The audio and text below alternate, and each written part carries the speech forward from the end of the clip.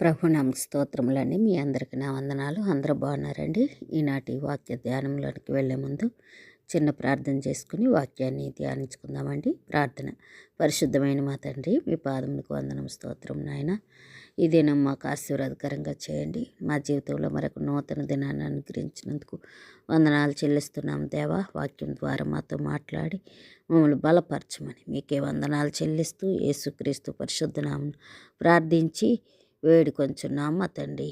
ఆమేన్. Mark సువార్త 2వ అధ్యాయం 27వ వచనాన్ని ధ్యానించుకుందామండి.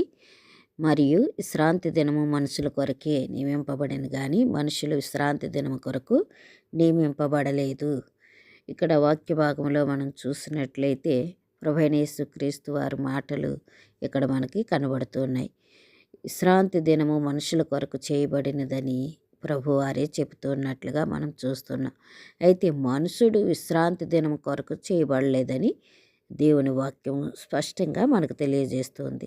విశ్రాంతి దినము అనేది మరి మనుషుని కొరకే కానీ మనుషుడు విశ్రాంతి దినం కొరకు కాదని చక్కగా వివరిస్తూ ప్రభువైన యేసుక్రీస్తు వారు మాటలు సెలవిస్తున్నట్లుగా మనం చూడవచ్చు. విశ్రాంతి దినం అనేది మనుషుల శ్రేయస్సును, అంతేకాకుండా విశ్రాంతిని మరియు దేవునితో సంబంధం కోసం మరి అది నిర్ణయించబడినట్లుగా మనం చూస్తున్నాం. ఉద్దేశం ఏంటంటే మనుషులు దేవునితో సంబంధం కలిగి ఉండాలి అనేది ఈ యొక్క విశ్రాంతి అనే దానికి సంబంధం కలిగి ఉన్నట్లుగా మనం చూడవచ్చు. అయితే దానిని కఠినమైన మరి నియమాలకు బానిసలుగా మార్చకూడదని కూడా వాక్యము చెప్తూ ఉంది.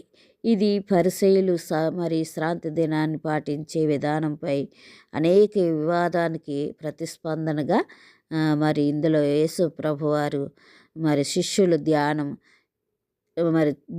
చేయటం గురించి రాయబడినట్లుగా మనం చూడవచ్చు. విశ్రాంతి దినాన్ని ఉల్లంఘించటమేనని వారు వాదించారు. అయితే మరి సబ్బాతు అని కూడా విశ్రాంతి దినానికి సబ్బాత్ అని పేరు కూడా ఉన్నట్లుగా మనం వాక్య భాగంలో చూస్తాం.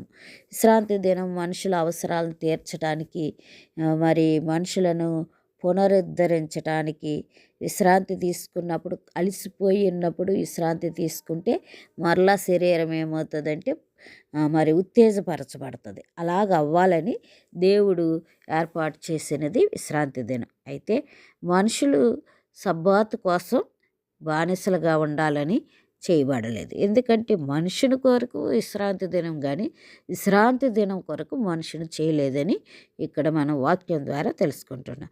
విశ్రాంతి దినము దేని కొరకు అని మనం చూస్తే విమోచన కొరకు అని కూడా మనం చూడవచ్చు.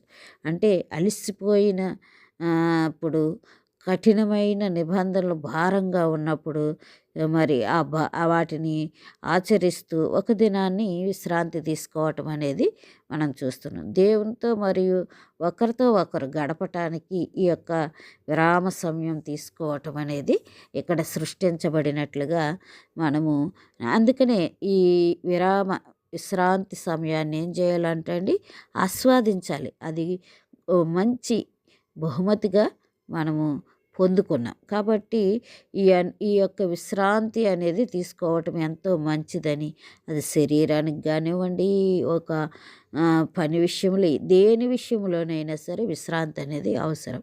ఇంకా మనం చూసినట్లయితే ఈ వచనం తర్వాత యేసు ప్రభువారు తను తాను విశ్రాంతి దినానికి ప్రభువుగా ఆయన ప్రకటించుకున్నట్లుగా మనము క్రొత్త నిబంధనలో చూస్తాము. పాత నిబంధనలు అంతా మరి విశ్రాంతి దినం గురించి మాట్లాడుకుంటూ ఉంటే మరి క్రొత్త నిబంధనలోనికి వచ్చిన తర్వాత ప్రభు దినంగా మనం ఆదివారాన్ని జరుపుకోవటం మనం చూస్తూ ఉన్నాం.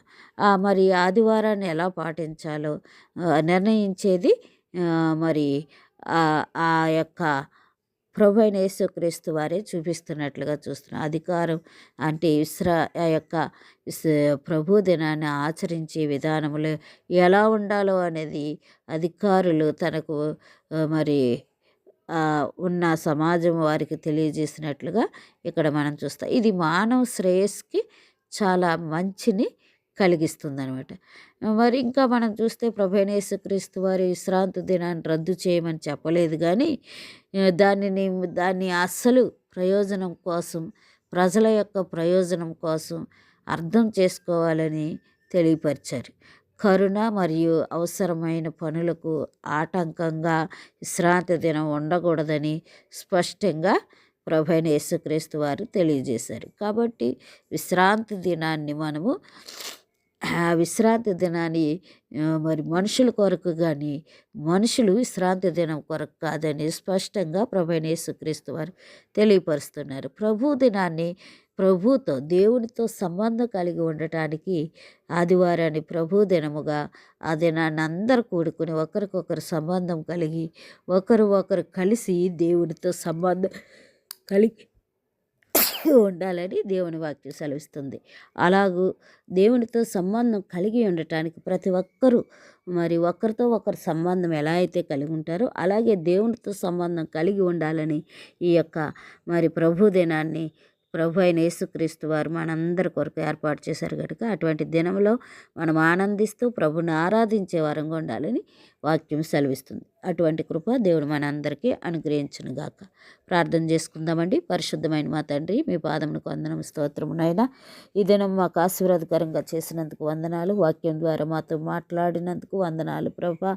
ప్రభు దినాన్ని నాయన పరిశుద్ధంగా ఆచరించాలని మీ లేఖనం ద్వారా మాతో మాట్లాడి ధైర్యపరిచినందుకు వందనాలు చెల్లిస్తూ యేసుక్రీస్తు పరిశుద్ధ నామమున ప్రార్థించి వేడుకొంచున్నాం మా తండ్రి. Amen, amen, amen.